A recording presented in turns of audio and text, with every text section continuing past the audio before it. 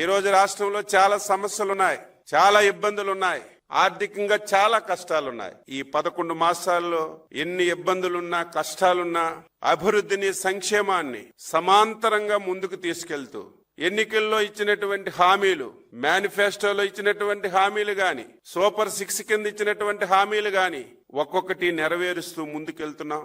ఇప్పటికే పింఛన్ కార్యక్రమం 3,000 నుంచి 4,000 చేశాం. వికలాంగుల పింఛన్ 6,000, 10,000, 15,000 రూపాయలు చేశాం. రేపు మళ్ళీ జూన్ 12వ తారీఖున గత ప్రభుత్వంలో ఎవరైతే భర్తలు చనిపోయి విడోస్ గా ఉన్నటువంటి భార్యలకి పింఛన్లు ఇవ్వకుండా ఆప్ చేశారు, అవన్నీ 1,00,000 చిల్లరున్నాయి.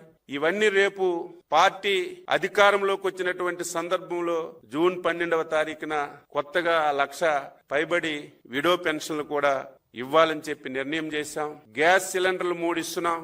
దీనివల్ల చాలా వరకు చర్చించి మనం గ్యాస్ సిలిండర్ తీసుకున్న తర్వాత లబ్ధిదారుల అకౌంట్ లో డబ్బులు వేయడం వల్ల సాటిస్ఫాక్షన్ రావడం లేదని దానికి స్వస్తి పలికి 3 గ్యాస్ సిలిండర్లకి ముందే లబ్ధిదారుడి అకౌంట్ లో మేము డబ్బులు వేసేస్తాం. ఆయనే డైరెక్ట్ గా కొనుక్కోవచ్చు, కొనుక్కోకపోవచ్చు, లేకపోతే డబ్బులు తీసుకునే అవకాశం ఉంటుంది. ఇది ఒక మంచి నిర్ణయం ముఖ్యమంత్రి గారు ఈరోజు పాలిట్ బ్యూరోలో నిర్ణయం తీసుకొని జనసేన, బీజేపీతో మాట్లాడి ప్రభుత్వంలో ఈ ఆదేశాలు ఇవ్వడానికి నిర్ణయం చేశాం అని చెప్పి సందర్భంగా తెలియజేస్తున్నాను.